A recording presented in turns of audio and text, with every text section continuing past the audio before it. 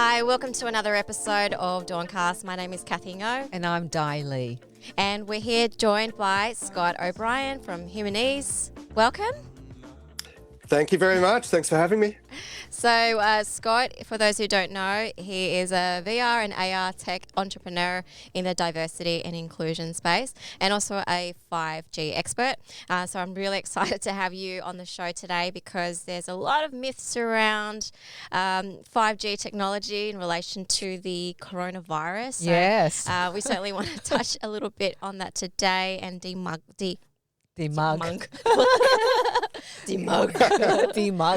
Debunk some myths. It happens a lot when I talk really fast because I get so excited. Well, you could go with it, actually. It's new terminology. It started right here. Exactly. You've seen it here first. So how are you going? Like, how are you these days? Thanks for asking. And likewise for yourselves. From my end, I think it's, a mixed bag from what I can say. There are whole new business opportunities and people have sort of been forced to pause and look at what else can we do? How can we do things better? Do we really need to go to an office? That is one of the big ones. Absolutely. But of course it's been disruptive for many people, and I've had relatives of friends pass away, so this is horrible. And around the world the impact's been felt, of course, through watching Instagram stories and other sort of social media. We're sort of feeling some first-hand effects, I guess. Perhaps you've got a similar story. Yeah, it has been a very challenging few months, hasn't it, Scott? I think I spoke to somebody recently and they said the toll in terms of mental health is much higher than the toll from the people who've died as a result of COVID-19. And I think we will yet to see the ramifications of that down the track in terms of the whole impact on us as a society. As you said, it's been so disruptive. Yeah.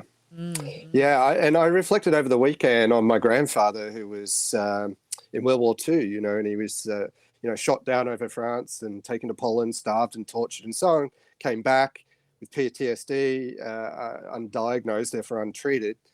And similarly, another grandfather, who spent a lot of time in the World War II in Papua New Guinea. And we think how it was for these people in the 4-year term or so that they served. We've just been in a couple of months, and we can see and feel that heavy toll mentally. And it's interesting that how it has affected the social structures and how we've come to realize how important the social collisions are, whether it's by chance on our way to work for the coffee or the bus driver or so on, or deliberate family and friends. So this has also been an incredible sort of social insight from also working with the technology that I do.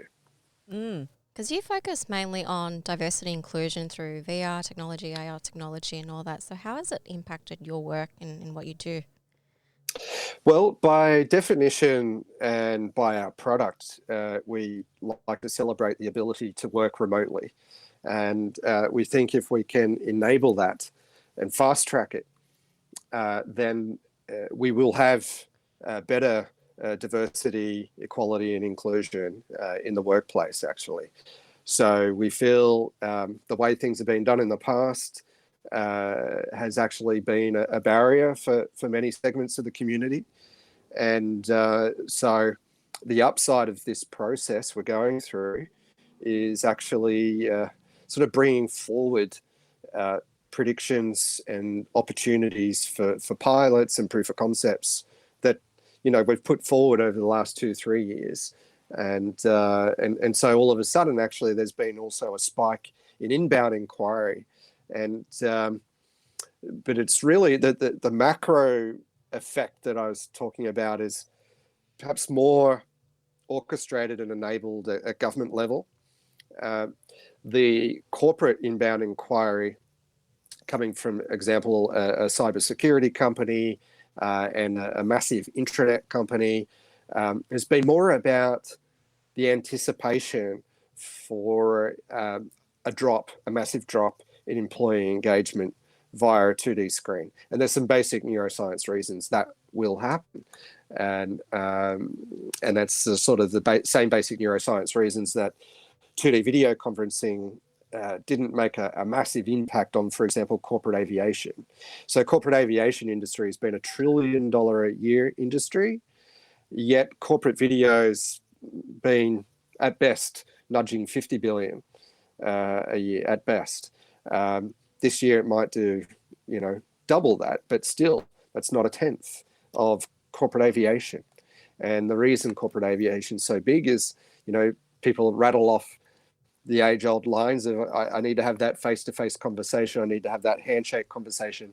I need to look at them in the whites and the eyes. And as they're saying these phrases, they don't understand. There's some basic, neuroscience behind that. So how is that changing? Like you're saying that that there's been an increase in inquiries in terms of the technology for corporates and government agencies. I have worked for a short time in a government agency, and I kind of... You loved it, didn't you?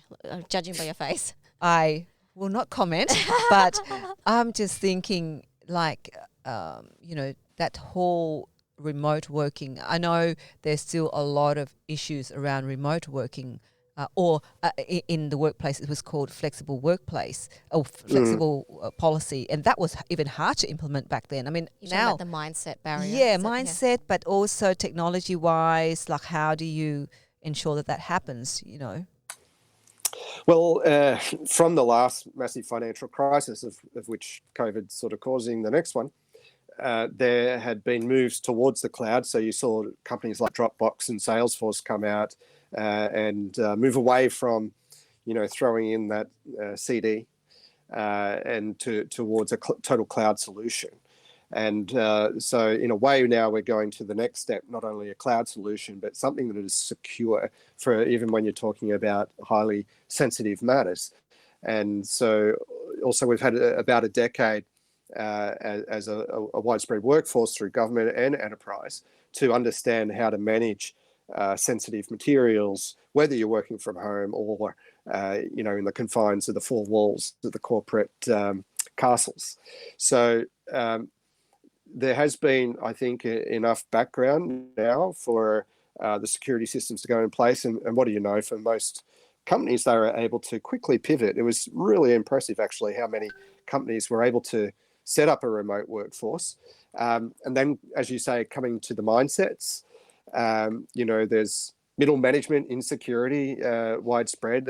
Absolutely. How are we going to keep performing? How are we going to get our sales, or how are we going to achieve this, that, or the other KPI? But again, we now have so many sort of cloud-based subscription type services that help us sort of monitor work and measure. And then I think also the difference in discipline of people working from home is at least quadruple what it was a decade ago. People didn't have those skills, and there are, of course, still a few blemishes in people's backgrounds. Like I had to do a quick 180 myself. I've been so used to Zoom with my virtual background, and I come across the Google Hangouts, and you can't put a background behind you, can you? Well, I could say I could fudge it and say this is actually my virtual background. All these links make me look clever, but it's interesting as we sort of jump around and we try the different video platforms and the different flexibilities and abilities they give us. And so, for example, there was a famous BBC interview from about a year ago, and this guy was delivering to BBC, and all of a sudden his kids run in. Yes, that was beautiful. I loved it. I love the memes that came out of it. Yeah. Like how the child was like... He was still very composed trying to do the interview. And go I just thought it was gorgeous. And his wife came in with a huge, lunging tackle and dragging the kids back out. But the interesting thing about that is that they thought... She was the nanny. Then she was a nanny. Mm. Right. Remember? Yeah. She wasn't the nanny, she was the wife. But anyway, we're digressing here. Well, Oh, but I we're even talking about assumed she was the diversity. wife, I guess.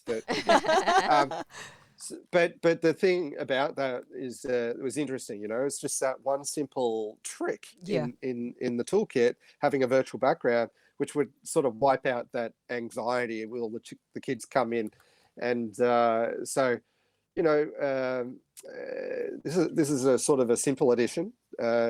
And a simple little distraction that could happen to people as they're in their normal meetings. But I think now we're I actually in a don't like it. spot. I don't like the virtual backgrounds because Right, I like spying. I like just peering into like what people's lives are like at home, because it just feels a lot more authentic, and like, this is an actual person behind a corporate face at work. Yeah. Interesting. Yeah. No, Yeah. I agree and hear you on that. However, I don't know if there are any fans of The Office, American sitcom. No, it's the UK, isn't it? The UK. Is it? Well, the UK is the original, yes, with yes. Ricky Gervais, Yeah. absolutely. And the US one is having a bit of a revival. And I've actually thought of having a little video of that on loop in my background. And anyway. So the VR and AR, it's, I know it's virtual reality, but augmented reality. Augmented reality. But how would you... All the realities. Yeah, all the realities. But how do you pitch that in a corporate setting, say in COVID-19, and how do organizations use that in their current setting for work? Yeah, so I would say there's a majority of Fortune 500 companies that are now using augmented and virtual reality in some way. And these are big words. So what's interesting, at the same time, at the consumer level, there's about 500 million people using augmented reality every day, and mostly on their faces. So vanity, identity, and ego have been the drivers for the consumers, showing the rabbit ears or the dog tongue or whatever other. Okay, Is that augmented reality? That's augmented reality, right. Oh. Yeah. Is that on Snapchat or something, is it right? Yeah, absolutely. In fact, Evan Spiegel deserves credit for being the first main social media to push it forward. And instead of calling it augmented reality, for the layman, you could call it cosmetic reality in a sense. But of course, as the academics would prefer the word augmented reality in the workforce, it's given us, right information at the right time in the right context. So it's been a very functional tool. It's been less so for some sort of holographic telepresence. But this is what COVID-19 has sort of prompted people to start thinking of. If we can do this functionally, if we can have in the consumer world of things, the cosmetic reality, well, why can't we mash this up and at least have a go at representing ourselves in a more human, authentic 3D environment than the squashed 2D flat world that unfortunately, we're in right now. As you were speaking, I was imagining the hologram. Is it hologram what's called, like in Star Wars, when you appear, like you could appear here in front of us and having that conversation with us rather than, say, looking at you at the screen. But actually, do you think we're going to get to that stage where you have... Like when you open something and go... Buzz. Yeah, that's right. And you come out. Exactly. Are we getting close to that? Yes and no. Yes and no. So the word hologram is sort of problematic, and Hollywood has been both a blessing and a curse in as far as the prototyping and the storytelling and around this new medium, right? And what's interesting is Princess Leia had probably one of the most famous charity pitches ever to save the galaxy, more or less. And I joke sometimes she could have just sent a text message, help me, Obi-Wan Kenobi. Yeah. Or she could have written a letter and posted it, or she could have just made a call. But she sent her holographic image to get the cut through the immediacy, the emotion. Yeah. And in fact, that's the way the movie producer and the script writers wanted it presented as well, and so that sort of, I think, has a parallel to where we're at now, where 15, 20 years ago we would have had a couple of thousand advertising messages a day. Now we've got 10,000. So from an advertising marketing point of view, how do you get cut through? Then from an employee engagement level, how do you get cut through, right? So what's going to be the most memorable experience of the day, and what's also going to be natural for the brain? And I can get into that later. But yes, is it technically possible for this holographic image to jump out? Well, Hollywood's presented it in such a way, mostly you can do that without needing glasses or a phone. Maybe that's possible in 20, 50 years from now. And the word hologram references that. It references a remote intersection of a particle of light. Whereas a holographic image, so a little nuance on the word, the semantics, holographics sort of speak to a simulation of the Princess Leia out of R2-D2 situation. So a holographic image, you could at a stretch say that's augmented reality through your phone, or it's virtual reality through the eyewear, VR through the phone, etc. So there's all sorts of shades of grey and the nuances of the definitions and so on. But definitely, maybe it's earlier than 20 years from now. There are holographic displays in life-size, photoreal, where you don't need a phone or eyewear, but they're limited by like a smoke and mirrors trick. So even since Plato, and even back in the mid-1400s and 1800s, there were theatre tricks where they would bounce images off mirrors and have this sort of holographic image as though it was a ghost, hence smoke and mirrors, hence the term Pepper's ghost. Oh, that's good trivia. Yeah. Yeah. And you're an expert in 5G. Yeah, well, I mean, as much as anyone is, because it's such a new world, but I guess I'm an expert in 5G from a unique aspect of augmented and virtual reality. There are so many slices of 5G, from those who are enabling the chips, the towers. There's all sorts of enablers in the technology. But what's interesting with it is that going from 1 to 2G to 3 to 4, it's always been sort of this linear improvement, but in a way 5G is an exponential improvement. But there are various aspects of the technology that make me feel comfortable that it is good for humanity overall. And in effect, it is safe. So whereas 1 to 4G would more or less spray a signal out indiscriminately 360, 5G has something that's called beamforming, which will understand where you're wanting to pick up the signal, and it will direct that signal. It also has slicing. So if you demand bandwidth of a certain frequency, it will deliver to that frequency. It won't just be the whole sort of bandwidth taken up. So it's a lot more efficient, and not only in the efficiency, in the kind of use cases that are enabled. For example, like with holographic telepresence, we have the possibility to take 50% of cars off the road and 50% plus of planes, out of the air, because it won't be as necessary to have as many of these corporate flights or terrestrial trips, because we're being able to present ourselves highly simulated, photoreal, through 5G. And to sort of give you some reference point of that, one of the favorite stories that I like hearing Elon Musk spout far and wide is, if you imagine 40 years ago, we had a basic computer game called Pong.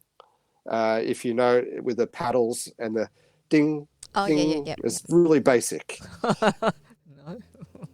And no idea what it so, is. We'll Google it later. Okay, we'll Google later together. Yeah, Pong. P-O-N-G. Yeah. And Not so Po. that was 40 years ago. And so now we're able to present a human absolutely photoreal and with authentic lighting in a holographic, like virtual reality or augmented reality context, to the point that if someone was to go into the eyewear and stand next to this person or in front of this person, they'll obey social constructs like personal space. Oh, obey. Yeah. Wow. Oh. Yeah. They'll just naturally default into this behavior, like they don't want to step into their personal space.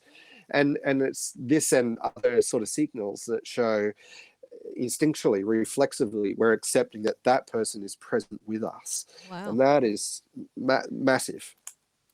Do you think you could make yourself like, I don't know, have longer hair or taller? You know, like the whole filter effect. Like, do you think it'll have In real those life? features? In real life? Like the Yeah. holographic thingy.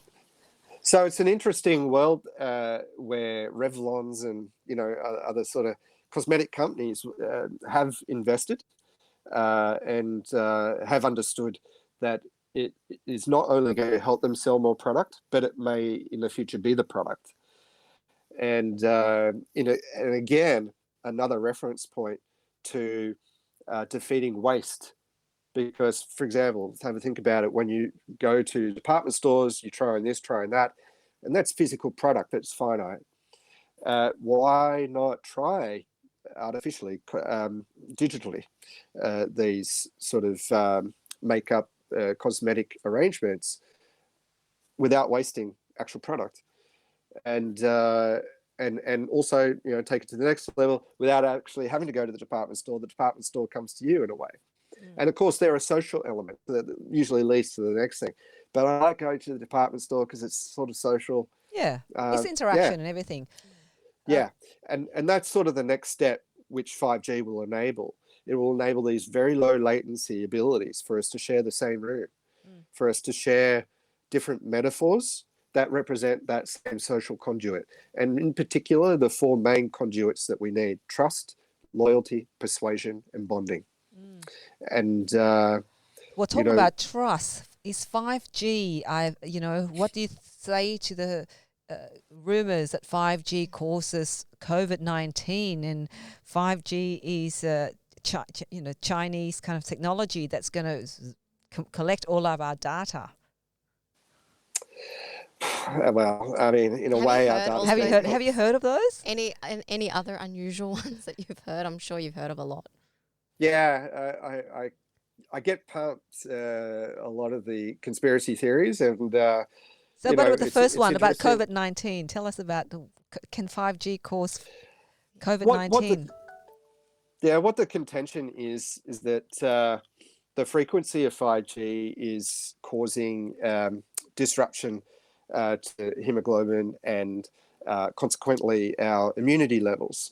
But there's an interesting thing with sort of all of life. All of life, in a sense, is 1 trillion parts on the electromagnetic spectrum. We only see 10 of that. So in a way, we're seeing only 10 parts of 1 trillion with our eyes. 10. So in a way, we're blind to a lot of what goes on in this world, right?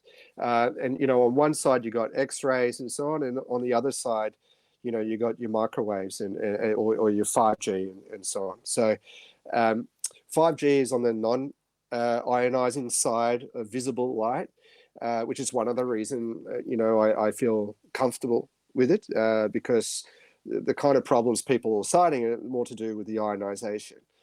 So you can go deep into the scientific studies on it. Of course, there are claims of different scientific studies finding reasons for concern. But that'd be also a liken to saying baby monitors are a problem, microwaves are a problem, and even pickles emit radiation. So that everything sort of emits radiation. But with 5G, like I was saying, there is no sort of going back to 3G and 2G. And, by going from 4G to 5G, though, we're going to be able to save a lot of energy, a lot of greenhouse gas emissions, a lot of unnecessary wavelengths because we're not sending things out indiscriminately and so on. So there are, I think, a lot of reasons to feel quite confident and safe with 5G coming on. So the other point is not just from the towers that I've been sort of mostly talking about. The other point is from the handset manufacturers who have ratings on different phones. So if you want to look at the phone you have and Google SAR, so that'll give you a rating of the radiation of each phone, and you'll see how it's sort of improved over the last 1 or 2 generations. Yet our phones are delivering much more. I don't know if you saw recently, I saw it on Facebook. Somebody said, oh, look at this phone. I don't know if you've seen it, Scott. It's a 5G phone, and they put it down and they put this steel wall around it, and then they said the phone is ringing. So the phone rings, and then the whole thing around the supposedly 5G phone got all of this fire stuff going around. Apparently that's a kind of a wave that's emitted. And Right. I just thought, really? But anyway, somebody created that, and that was spread around on Facebook, like I said. Yeah, and I feel there's been some. I mean, that's an interesting. I'll have to look out for that one. I haven't seen it, but I feel also there's been some very unfortunate miscommunications, resulting in towers being burnt down. Oh my God. Wow. One of the main, one In of the Australia main. or overseas? I haven't heard any in Australia, but lots in the UK and throughout Europe, perhaps in America as well. And one of the main pieces of misinformation that was delivered was about a person who didn't declare their name in this talk. Their talk was modified to make it sound like they were speaking in public at a big event. And in the talk, they declared themselves as an ex-chief at Vodafone UK. And so people sort of listened to this and didn't question it, didn't Google, like, well, who was that? And just went along, though, with the different declarations that were made in that video, yet it was only audio. So someone wasn't prepared to put their face to it, which is interesting. There are some people that have put their face to some of the conspiracy theories, and then, of course, the other one was the... as you suggested earlier, some people had claimed that 5G is connected to COVID spread. Whether they thought that by the immunity issue or by creating COVID, it's very muddy, and it distracts a lot actually from the technology itself. The big upsides that there are for 5G for the environment, for humanity. It means we can deliver better remote, rural, regional healthcare.